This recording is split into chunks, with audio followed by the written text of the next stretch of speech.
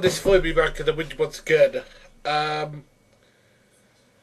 Raoul has decided to do a redux of his Book of Acts videos. Now, as I did two responses to those videos down below, I would include Raoul's responses, but for some reason they're down. I don't know whether someone flagged them, if someone didn't, bad on you. If he took them down, I don't know why. You should stand by, even if people disagree with you, you should stand by what videos you do. Because that's how discussions discuss. Anyway, enough of that. So, I will be drinking during this video a can of Redness, and I've also got some bottles of Recocolic in the fridge, so that will be my lubrication to help me get through this. Now, I will try my best not to attack Raoul, apart from anything factual, so with that said, the Book of Facts Redux, take it away. Hello, my fellow YouTubers and our wonderful, compassionate YouTube community. I enjoy using it. That's for a couple of my friends. The other day, I think it was yesterday, I mirrored a interview that our Goddess World had with David Fitzgerald concerning various things, among which was a book he'd written titled Nailed. I think it was written in 2010, and in that book he discusses the 10 myths of Jesus. And already I have something to talk about, because I'm sure Icon Spills is a nice guy, and I'm sure he's a very lovely guy, but he's a very unfactually oriented guy, because otherwise he wouldn't be hanging around with a known fraudster and factually inaccurate like David Fitzgerald. Now, I know that that a lot of my YouTube atheist friends are going to get on my case saying, oh, well, you can't say that. Well, I can, because it's true. He doesn't... Factual accuracy is something that is foreign to David Fitzgerald, because as long as he can get his point across, factual accuracy doesn't care. He is the Ray Comfort, he is the Kent Ham, he is the Kent Hovind of his ilk. He just happens to be on the atheist side. Now, you can have Our Godless World do an interview with him, fine, but I have no reason to take that any more seriously than when I see Venom from Next do the interview with Eric Colvin. I'm sorry, I just put them in the same camp. They all propagate things that are factual. They don't propagate ways that the actual academic method doesn't actually work that way. And as we'll see when we get into it, into your actual video, we'll see what the actual problems are. Now let's talk about Nailed. Now, for those who haven't read it, and I'll assume most people have read it, but for those who haven't, it's basically a Jesus Methodist book, which is the biggest pile of shash I've ever read in my entire life. And as somebody who's read Dion Murdoch books, who's read books about UFO theories, has read books about the 9/11 conspiracy theories, it takes the cake. The 10 myths it talks about are rubbish. Its attempt at scholarship is rubbish. It's written by somebody who does not understand how academia works, or how peer review works, or how education works, or how basic coherent logical arguments work. And I say this with proof to back it up. I mean, we're going to get deeper into it, but we need to know where we're coming from when we're talking about David Fitzgerald. We're talking about somebody who does not understand academia and peer review and how biblical and historical scholarship is done. So that is basically the background to what we're having to deal with here. I put in a description box, I believe, where you could get the book, and you could buy it over at Amazon.com. There was a Kindle version for, I think, less than $6. I actually bought it, downloaded it on my computer, started reading it last night, and like so many of the other atheist writings I've read, it's just another building block in the house that we're building.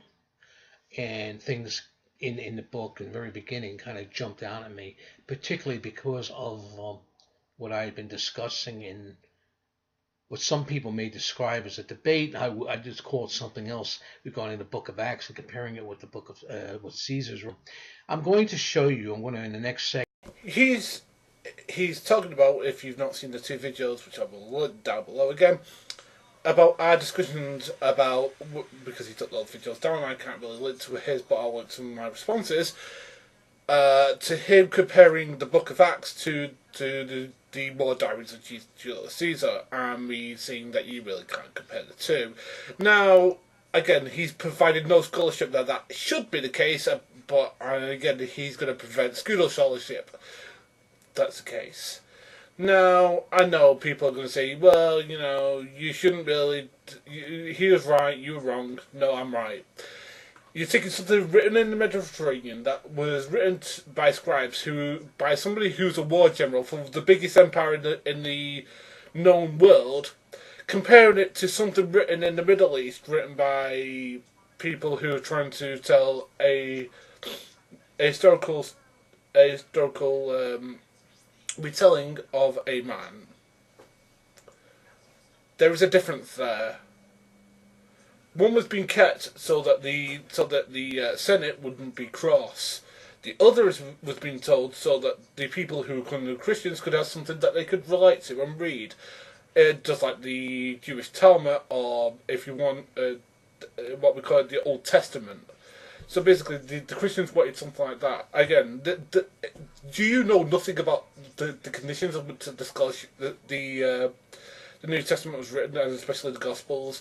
Now, you don't talk about the conditions on which the Book of Acts was written, but again, I would expect you to know that, because you seem to know very little when it comes to what the conditions are that around the Gospels directly. I'm taking someone like David Fitzgerald, means that you don't know nothing about it either. Now, when it comes to David Fitzgerald, he doesn't understand how the Gospels came about either. Because he's just in this mindset, and it's a very secular mindset. It's a mindset that the fundamentalists are in, which is the Bible is right because the Bible says it's right, and his mindset is exactly the opposite, just a little bit different. Which is the Bible is wrong, so therefore anything the Bible talks about is wrong.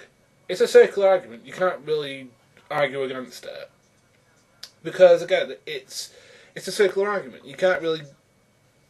It gets us nowhere. But again, we're going to get into detail into why David Fitzgerald's wrong, and I would have to explain why. But again, we need to progress. I'm going to show you what I'm talking about regarding the historical facts of Julius Caesar versus the myths of the Bible, and the comparisons and why it is a valid form of criticism. So stay tuned.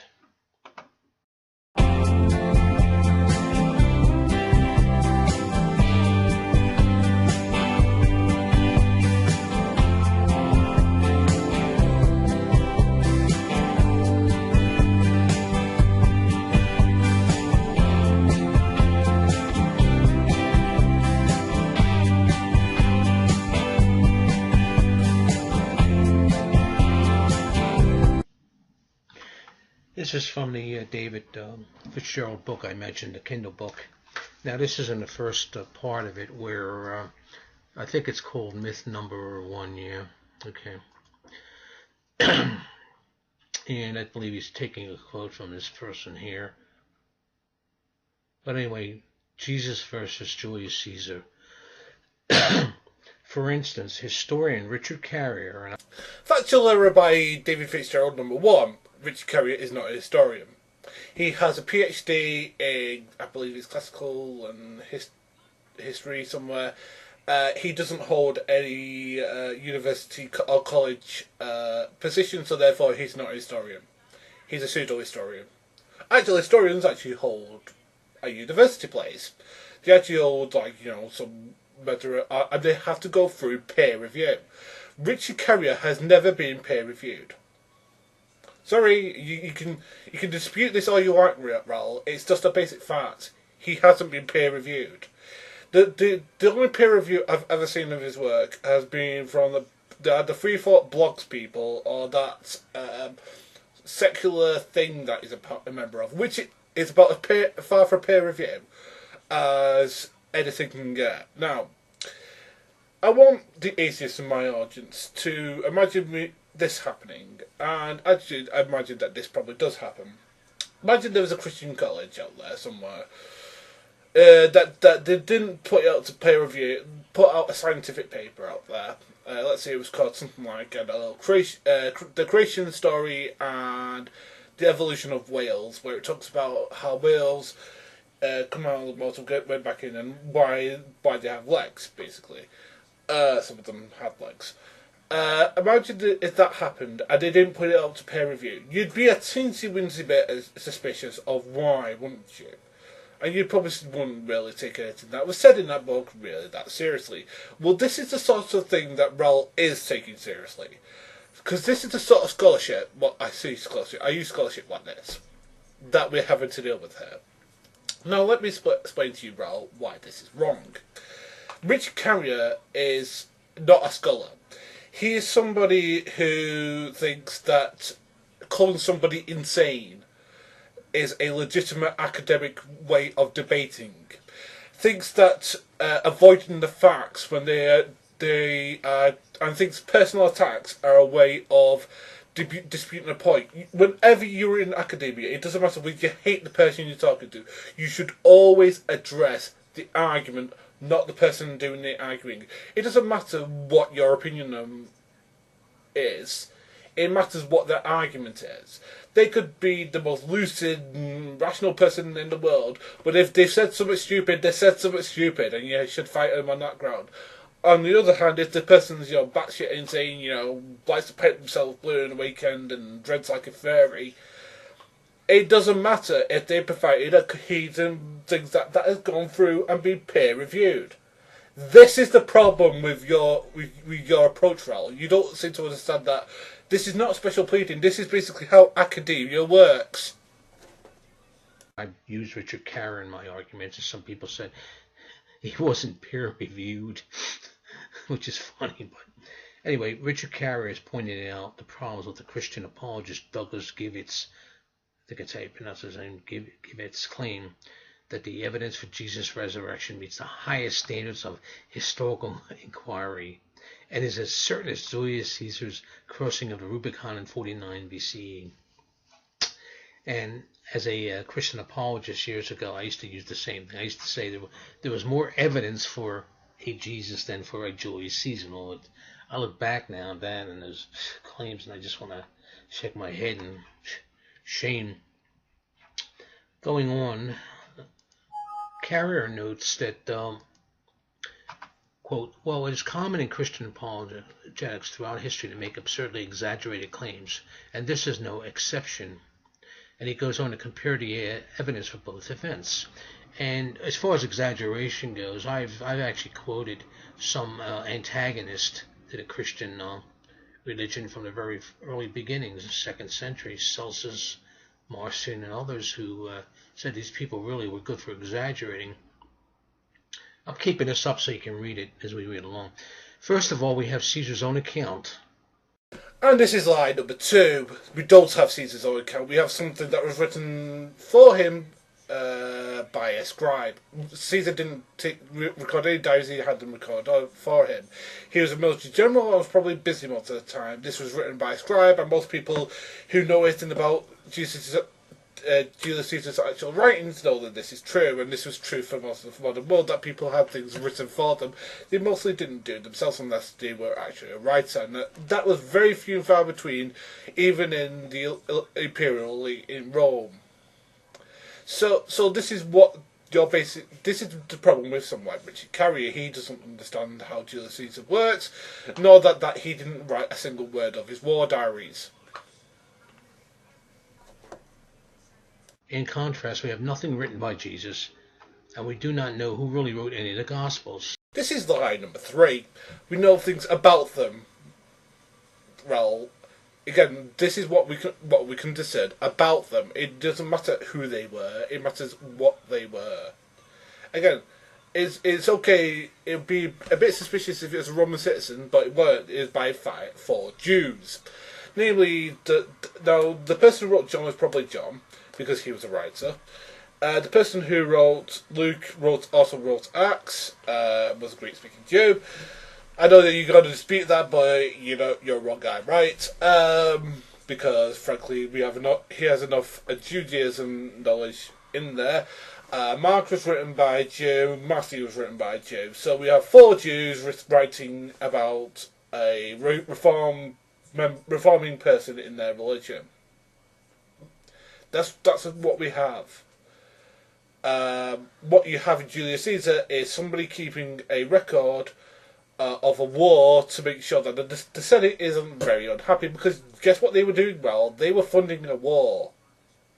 And the fact that he was crossing the Rubicon was a very substantial part of Italian and Roman history, because nobody was supposed to do it, because that was military basically invading. It's basically to use something that may help you understand.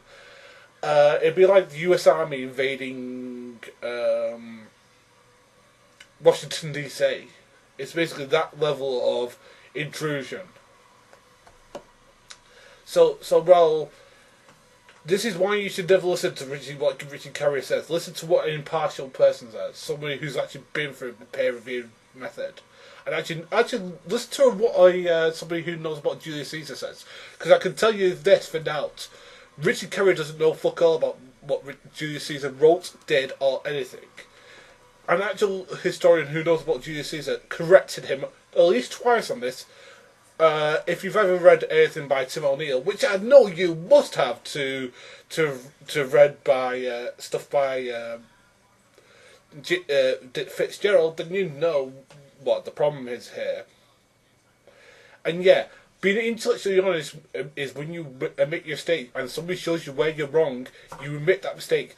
This is what Carrier does, and this is another reason why you should not trust him. Second, many of Caesar's enemies reported a crossing of the Rubicon. I want to stop there. Did any of Jesus' enemies write anything about him? No, but there were people who were post-Christianity who wrote stuff, especially to the early church fathers. I would direct you to the dialogue with Celsus, which you seem to be knowledgeable about. The dialogue with Trypho, which if you knew about the dialogue with Celsius, you would know about. So yes, there were people who mentioned it in the first, and not the 3rd and 4th century as promoted by Richard Carrier, which are called falsehoods, otherwise known as lies. That one historian that I mentioned in my discourses before, that was born in, I think, Alexandria, but was Philo, and he lived around the same era Jerusalem as Jesus during the same time. Never mentioned anything about this Jesus or his followers. Okay, hope you don't mind me interspersing with my own stuff. Anyway, all Philo's writings were reporting events happening in Alexandria, not in Jerusalem. Why would he write about things happening in Jerusalem? He'd write about things that are happening in Alexandria. If you can tell me why, Raoul, I'll listen to you, but so far you've provided nought. We have no hostile or even neutral records of the resurrection until over 100 years after the supposed event, 50 years after Christian beliefs had become widely known. Third, there are numerous inscriptions and coins and mentions of battles, conscriptions, and judgments, which form an almost continuous chain of evidence for Caesar's entire march. But there's no physical evidence of any kind in the case of Jesus. The reason that we have a lot of coins and stuff is because we have Julius Caesar was the Emperor of Rome.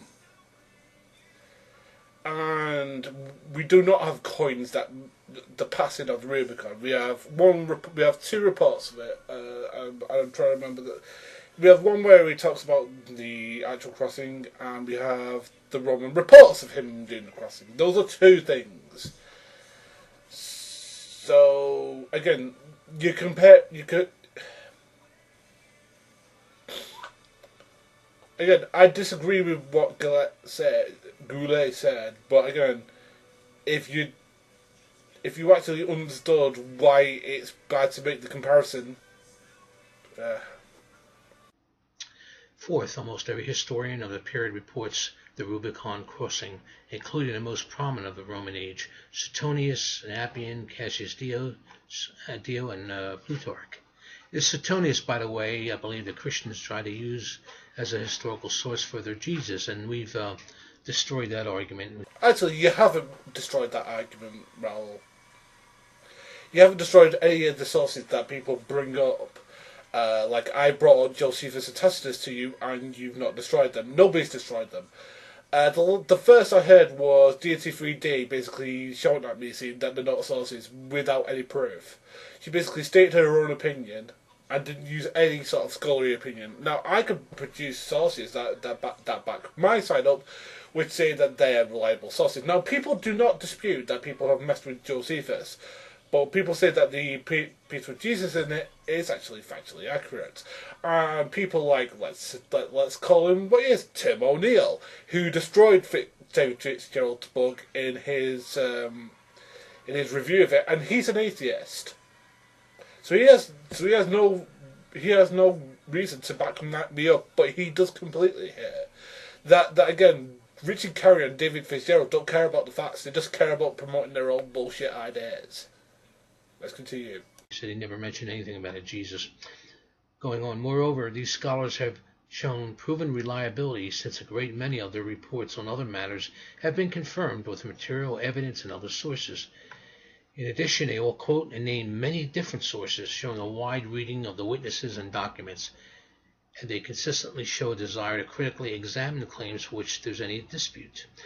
If that wasn't enough, all of them cite or quote sources written by witnesses, hostile and friendly, of the Rubicon crossing and its repercussions.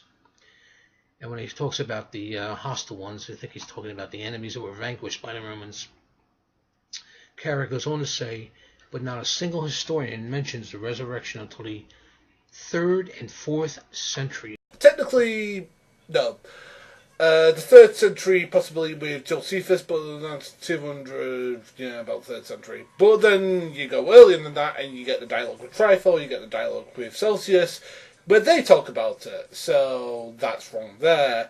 So your argument fails just before it started, because if you actually read the early church fathers, you know that wasn't true. But again, if you have to lie, Raoul, and you're really bad sources here, and you've never read any of the early church fathers' dialogues, and also if you actually read Eusebius or anything like that, you know that, or even if you read the works dismantling as a heretic, because he didn't believe in the resurrection, in the physical resurrection. He believed in a spiritual one, and people understood way around. But again, if you've ever read the reports of Nero where they talked about it, again, you would know why you were wrong. Again, the idea that Christians believed in resurrection, physical resurrection, has been around for a while now. Now, I'm not saying that proves that physical resurrection, but people believe that it actually did happen. Now, again, I could make a basis based on that, but again, if you have to lie, yeah. I repeat, no resurrection until the 3rd and 4th centuries. And then only they were Christian historians that wrote it. Of the anonymous gospel authors, only Luke even claims to be writing history, but neither Luke or any of the others ever cite any other sources or show signs of a skilled or critical examination of conflicting claims. Excuse me a second. Thank you. Raoul, that is the single stupidest sentence I've ever heard you say, right? The Gospels are recounting the history of the Jewish people to them. It is telling a historical narrative. It's talking about things that happened then. It was talking about things that happened then. It is reporting of the events that happened. That is what the Gospels are about. They're about the telling of the story of Jesus. That's why you have 4 accounts of them. They're different perspectives on the same thing. It's like, for example, when you take let's say, for example, you have 4 perspectives on, let's say, the Christian acts.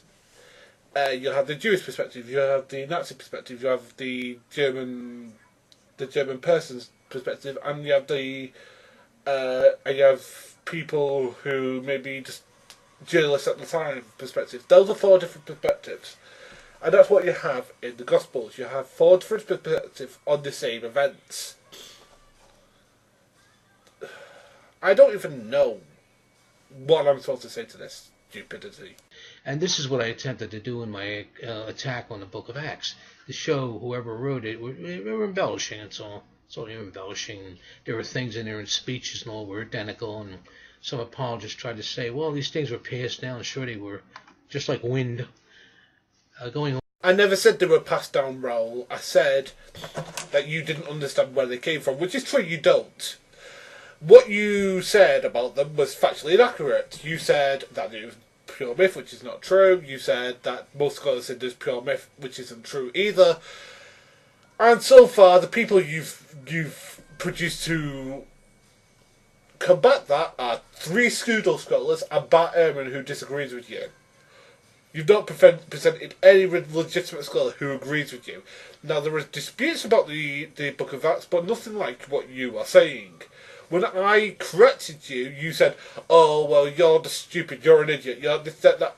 Where's that a dialogue? Why is that a dialogue? Again, Raoul, here's the deal, and I'm going to make this as plain as possible. The Book of Acts isn't myth. It is a more independent telling of the stories of Paul. Actually, people say it's more impartial. So there you go, there's a critical look at something, Raoul. But again, if those guys don't understand anything, and people...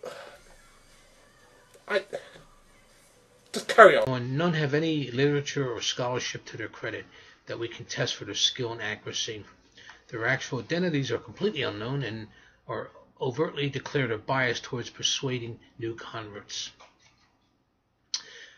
They're not a bias. They're a retelling of a historical figure. They were telling the narrative of someone who was Jewish, who's carried out all this narrative with him. God Almighty! Of course, it's going to be biased. It's a holy book, for God's sake. Christ Almighty! He's gonna tell me next that the books of Julius Caesar aren't real because they're a bit biased towards him. Of course, yeah. Finally, the Roman Civil War could not have proceeded as it did if Caesar had not physically crossed the Rubicon with his army into Italy and captured Rome. Yet the only thing necessary to explain the rise of Christianity is a belief that the resurrection happened. There is nothing that an actual resurrection would have caused that could not have been caused by a mere belief in that resurrection. Actually, this is where Carrier's wrong again. Because you see, the Roman Civil War could have happened many different ways. People could rise to power. This is a presupposition by Richard Carrier, which is not backed up by anything like called facts now, is it? Because you see, I could say that when I put this, it's going to come up with farts instead of a bird song. That ain't true now, is it? See, the thing is that we can all say what if until the cows go there. But again, it isn't what if, is what is. Again, what is certain is that Julius Caesar's across the Rubicon kid caused the Civil War, and Jesus Christ dying on the cross, and apparently coming back to life, did cause the rise of Christianity, because enough people around the area tell people that they saw it happen. So it wasn't belief, they saw it happen, Raoul. Now you might say, oh, that's eyewitnesses. Well, that's what history is. It's about eyewitness recounting of history. For God's sake, and you have more people telling people that this, you have a scare few people who saw him cross the Rubicon. That's the point that Gal's making. Now, I would disagree with the way he's making it, but he's correct sort of factually, but I disagree with him using this, because I think you can't compare something, as I said, from the Mediterranean area to something written in the Middle East. Thus, an actual resurrection is not necessarily to explain all subsequent history.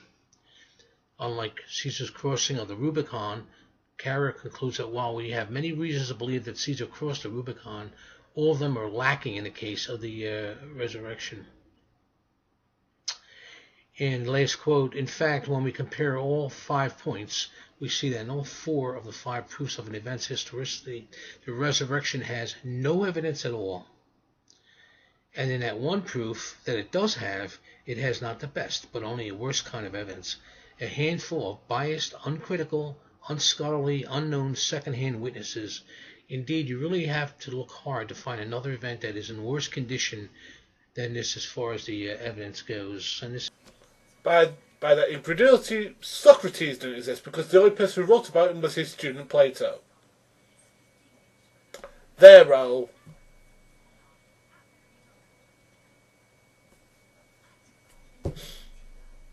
This is why you should not listen to what Richard Carrier has to say. Listen to what actual scholars like to say. If you want to listen to somebody who actually brings to hear an argument against the resurrection, listen to Bart Ehrman. He's a lot smarter, a lot more academic, and a lot more personable than Richard fucking Carrier. And also a lot more scholarly than bloody David Fitzgerald, trust me. this is from that book, Nailed. Okay. So, and I can actually lay claim to the 2 people that attempted to debate me with this. The one person attacked Carrier. He said he wasn't peer approved. He was just a historian. Yes, he was a historian with a doctorate in it. And the person attacking him attacked me for even comparing Caesar's writings with the Book of Acts. The reason I did that, because I was right. He's not peer-reviewed role. He's not part of any university role. He doesn't present his work to presses to have them peer-reviewed by his peers role. He doesn't present anything to anybody to have them peer-reviewed role. Ergo, he's not peer-reviewed role. That's a fact. Unless you could present me with a work that he's had peer-reviewed role. And David Fitzgerald doesn't count role. He's another pseudo-scholar role. I was on solid ground doing that. The other person, that was even more of a joke, attacking my sources and then going on the YouTube the YouTube hangout thing, explaining how she excoriated me in a debate. This is why I cannot take these people seriously, okay? But this is from that book, and I suggest you buy it, Neil. I'm finding it, the reading of it, fascinating. I want to thank once more our godless world. Enjoy the rest of your weekend. Ah, yes, our godless world. And that interview. Aye. So, I'm going to make some final statements here, Raoul, and you're probably not going to like this. Well, the reason I did those 2 videos to you was to try to get through to you that you should not be listening to people like Robert Price,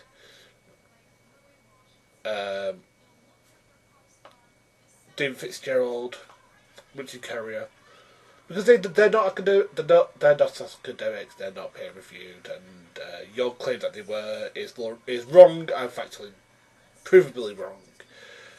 They're not associated with any sort of university. They've never been done their stuff to prove, and the people who have reviewed their stuff have pointed out what a lot of factual shit it is. Now, Raoul, I find it funny that, again, you're slugging me off when I've pointed these things out to you numerous times, and I'll point out again. Number one, you cannot compare Julius Caesar to Jesus. And I made it clear why. You cannot compare something written in the Middle East to something written in the Mediterranean. Nor can you compare something written in Imperial China to something written in Mesoamerica. You've got different cultures there. You've got different histories. You've got different peoples. You've got different experiences. The only way that you'd be able to do that is, let's say Israel was right next to Italy, but it isn't. It's quite a far away. Now, yes, they were under Roman rule, but again, that was like one of like a few rules. Like Israel would get like invaded every 5 seconds. You know, first it was the Greeks, then it was the Babylonians, then it was other groups. So it wasn't exactly that these cultures were impacting. Again, the Jews were their own people and had their own beliefs. So your determination that we can use the Book of Acts to discern from and compare it to Book of Caesar is wrong. You can use a Book of Acts to read the Book of Acts. Actually, what you should do, which is what most scholars do, is compare the Book of Acts to Paul's writings, and you see that the Book of Acts is actually more impartial. Yeah. The other thing you should do, Raoul, is not read David Fitzgerald, but actually read actual historians like, I don't know, Bart Ehrman. See that you said to me in your first couple of videos that you've actually read him. You should actually read more of his stuff. You should actually read his book where it goes, did Jesus actually exist? In which he goes after Richard Carrier. And actually, I'll leave some more stuff for you to read of his and the dialogue that he had with Richard Carrier, which Richard Carrier proved himself to be inadequately inept to deal with academic discussion, and having to resort to personal attacks and actually Bart Ehrman was actually straight laced all the way through. It was just like going, yeah, I'm not perfect, I'm not this, that, and the other. I get it. He's the only one who's actually like an actual adult. Also, I'll leave Tim O'Neill's review of Neil down below, which is probably the best evisceration of that piece of work I've read. And he's an atheist, but I suppose he's not the proper fault. I'm sure he's a Catholic atheist or a Jesus atheist or whatever term you come up next with Raoul. But Raoul, in closing, the reason that we did that hangout is because I asked her to do it, Raoul. Because I wanted to make sure that I did not do anything you accused me of. I wanted someone who's impartial, who did not have who would tell me whether I was full of shit or not. See, that's called intellectual honesty, Raoul. That's something that David Fitzgerald and Richard Carrier don't have. Because they've been corrected many times on their factual errors, but they don't correct their factual errors. And that shows why they should never be taken seriously by anybody. Just follow me next. See, follow dreams, make it true. Out.